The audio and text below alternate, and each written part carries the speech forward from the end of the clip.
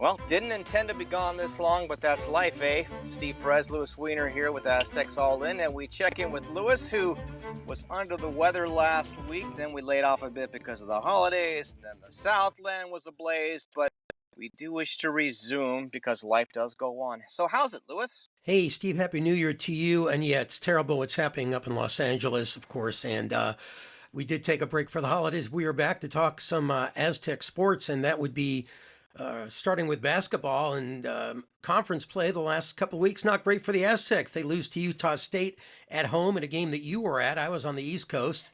And then, they beat Air Force. And then most recently, the New Mexico game, Steve, which Aztecs lost 62-48. And who knows, was it the elevation? They just didn't seem to quite have it that particular day. Never seemed in that game. The pit is a tough place to play. The Aztecs is the version this year is a young team, and they need to do some more growing up, which Coach Dutcher's teams have a tendency to do as the season progresses. But at this point, they did not look like they were up for that game. Yeah, they were on national out-rebounded. TV. On national TV, as we might add. Yeah, well, they did win at Boise on national TV, so that was good. But they were out-rebounded 18-3, and the two games previous, they had actually done well on the offensive boards, but not against New Mexico, and it really killed them. They never really had a shot. They got within 5 early second half, but then New Mexico went on a run, and the Aztecs were never really able to get back in it, and it kind of got away from them, much like the game last year at Albuquerque. But the Aztecs actually led by 12 in that game. So now they find themselves 2.5 games behind the Lobos and Utah State, both still undefeated. And much like last year, remember, they finished in 5th place in the conference, and elevation just continues to cause them trouble. Sure, and I maintain that team for team, location for location, the Mountain West as a conference is the toughest basketball environment to travel in and to try to go and win. And I know you have these big schools back east, and they're going here and there in these hostile environments, but man, going to places like Laramie and Logan and New Mexico, just with the fans, not to mention the altitude, which you have to just put behind you, it's just difficult. Yeah, and they only have one more game scheduled in Albuquerque currently, and that would be next year. Following year, the Aztecs will be in the Pac-12, and the Albuquerque and elevation trips, except for Boise and Colorado State still. Right, and at some point, if they schedule a home-and-home against the Lobos, which perhaps they should, since it is a good program now under Coach Rick Pitino, and if they hold that, that would be a helpful thing for the Aztecs. It'd be a helpful thing for men's basketball around the country. It'd be a helpful thing for the conference and such.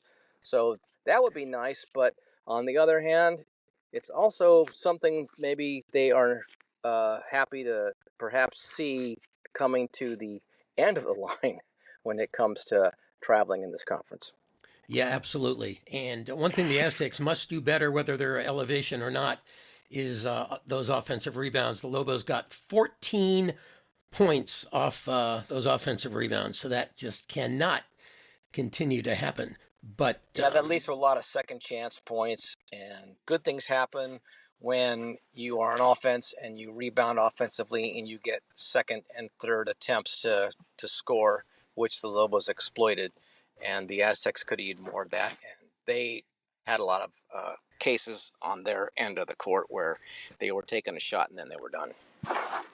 Yeah, they only shot 35%, but they held New Mexico to about 34%. So the last two games, the Aztecs had not shot the ball well. And Reese Waters, you wonder if he's ever going to come back. And Coach said the other day that they're going to do another test on his bad foot next Monday. And then the question is whether or not he comes back for the rest of this season or redshirts and plays all next year. At what point, how old will he be at that point? And I know what you think about that, Steve. Oh no, I'm waiting for the first 34-year-old senior to take the courts somewhere in the nation with this NIL money getting tossed around here and there. But no, we can move on from New Mexico and that whole topic and save that for a different time. But you there's have more more on this Aztecs against Air Force game. Let's hear it. Steve, it isn't often in sports when a head coach or manager can flip a switch and suddenly a team playing poorly can reverse it and start playing great. But that's exactly what happened in the Aztecs' 67-38 win over Air Force at Viejas Arena. Just 9 minutes into the game, the Falcons were having their way with the Aztecs, jumping out to a 20-8 lead when Coach Brian Dutcher decided to take a timeout. It turned out being a brilliant move because over the remaining 31 minutes, the Aztecs outscored Air Force a ridiculous 59-18. At one point, the Aztecs went on a 40-4 run, and Dutcher credited that timeout with calming down the players and flipping the script. Sometimes when you're not playing well, you have to take a timeout. We weren't playing well. So I just took a timeout, and then there's always the frantic nature. You're mad at the guys because they're not playing well, but you know it's early in the game, and if you start yelling at them, you take them out of any kind of mental state where they can come back and play well. So we had enough conversation where we told them areas we needed to get better in. We went to the bench, and Chemo came in and provided great energy. And we found a way to fight our way back into the game right away. No, it's a 40-minute game, and once we settled in, our defense picked up.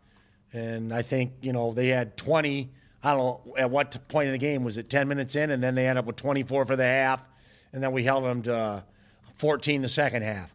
So our defense picked up and set the tone for the game. They like to backdoor, they like to cut, but our ball pressure was a major factor. They had 20 turnovers. And they had a tough time, even if a guy was open, finding them because the ball pressure was so great. And then we did a good job on the glass again, doubled them up in rebounds, had 24 offensive rebounds, following our 15 at Boise. So we're doing good on the glass right now. I wish we'd have shot the ball better. 36% from the field is, okay, but it's not good enough in most games. We made threes, but our percentage was low. I think we were 6 for 26. But BJ, it was good to see BJ and Nick knock them down. That will bode well for their confidence moving forward.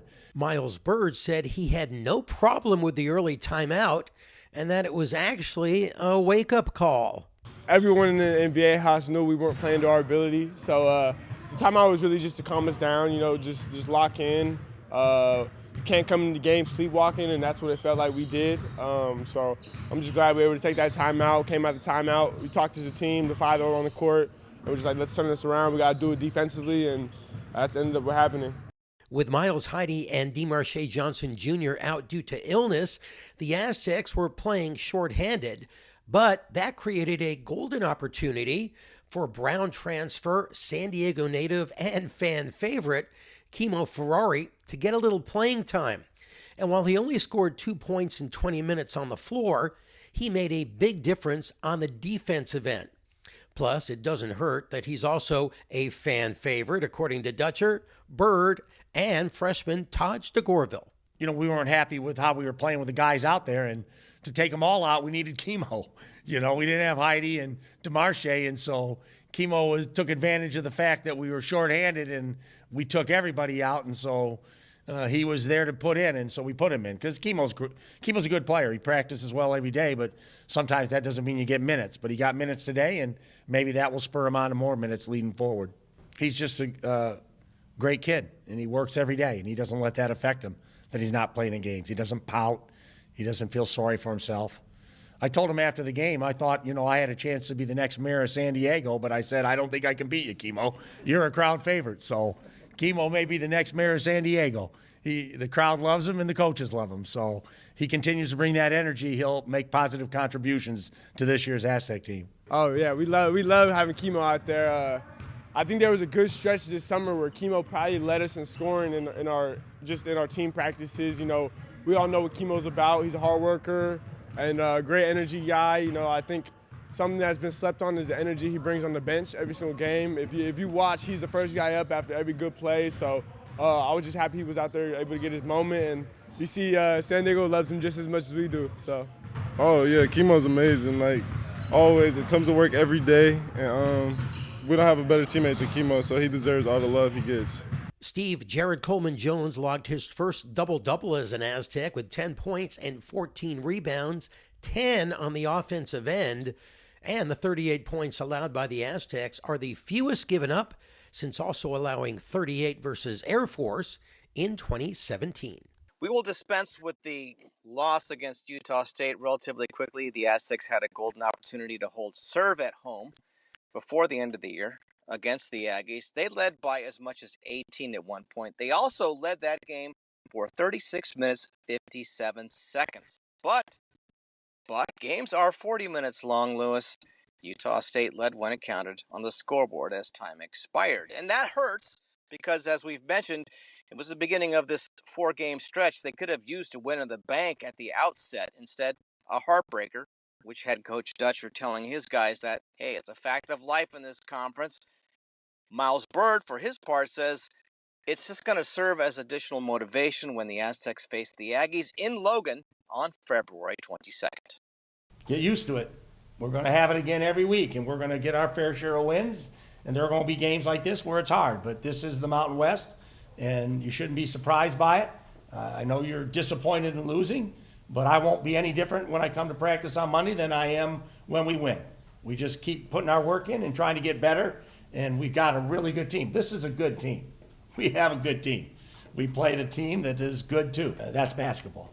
Can you give some credit to Utah State for coming back the way they did in a very tough road conference? They played really well. They definitely played well in a loud environment. This is especially, I wouldn't say early in the year. We're probably 12 games, 13 games in, but for them to early in conference to come and pick up a big win like this at our place, it's credit to them and credit to the team. Yeah. And we'll see them in Logan.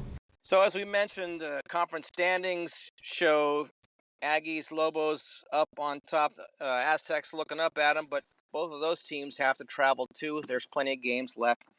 Conference tournament as well in Vegas, but the Aztecs have to do that improvement thing as Brian Dutcher's teams historically do as the season wears on. We just heard from Miles, and one other thing about Miles, during the Air Force game, he had a breakaway slam dunk that he made, but you may recall, Steve, against Boise State, there was one that he didn't make. He was all alone and looked like he was going to dunk it. He went to dunk it and he missed. And then the CBS cameras switched to his dad in the stands, and his dad was like, what the heck just happened? So during a media get-together this past week, Miles was asked about his reaction to his dad's reaction when he missed the dunk, and here's what he had to say. That one was short-term memory. Once I missed it, I laughed it off. I'm glad we were able to get that with the win without it being a big factor in the loss. My dad always makes reactions. I was notorious for missing dunks in high school too. Freshman year I tried at least 10 dunks before I got my first one. So I've never been scared to miss a dunk. Last night I wasn't really going through my head. I got the steal. After like 2 dribbles, I was like, I'm about to take off and go dunk this thing. So it was more of just me in the Boise game.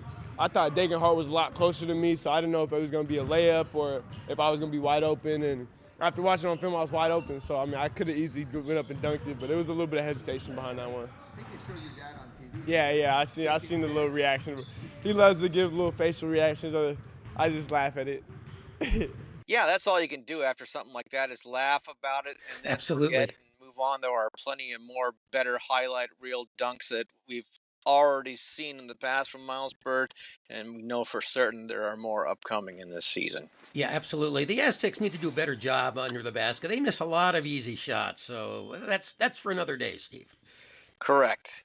Lastly, let us close with an Aztecs All In hat tip to a guy who many do not know, but guarantee you that if you follow the Aztecs in most any sport where they have had success, the work of Bernie Wilson comes up. If you don't know, you should. He was, up until that Utah State game last year, at the close of the year, the AP sports writer for San Diego. and he was a fixture at most every big-time sports event in San Diego, and certainly all of them for San Diego State University. And Bernie sails off into retirement after that Aztecs game at Utah State, and as my tribute to him, we say this for the record. First, he used his final Aztecs media basketball season media coupon. That's a $15 credit towards something at the concession. He used it on Reese's peanut butter cups. We know the AP's big on noting things for the record. So that is for the record. Reese's peanut butter cups, Bernie Wilson. Last Aztecs media basketball season media coupon. More important when it comes to reporting, especially as the AP prides itself on, is getting just the facts. So hat tip to him for that, and I was not shy about telling that to him in person too. Admired him for it. In the AP, in old school reporting, like this kind of when I was raised, it's like the reporter's not the story. Right. The story is the story. Right. Well, that was a long time ago. Right. So I shake my hand and tip my hat. Thanks, bro. I appreciate keeping it real all these years. So yeah, Lewis, wishing Bernie the best in retirement, thanking him for getting it right on the AP wire through the years. Well done, Byrd. And Lewis, we know that the TV outlets lean heavily on the work of the AP wires when it comes to their reporting. They do. Bernie's the best in the business. He's been at it a long time, as you said, Steve, and he will be missed. He was always very kind to me when I had the opportunity to talk with him, and the AP shoes will need to be filled by somebody else who it'll be a tough job. Yep. The first rough draft of history, and it's always done by those guys on the wires. Even so, in this day and age. Absolutely. And that will do it for this edition of Aztecs All In. Thank you so much for listening. We're happy to be back for 2025. Please drop us a line, aztecsallin@gmail.com. If you have any questions for us, you can also follow us on the X, Aztecs_all_in. So until next time, for Steve Perez, I am Louis Weiner. Take care.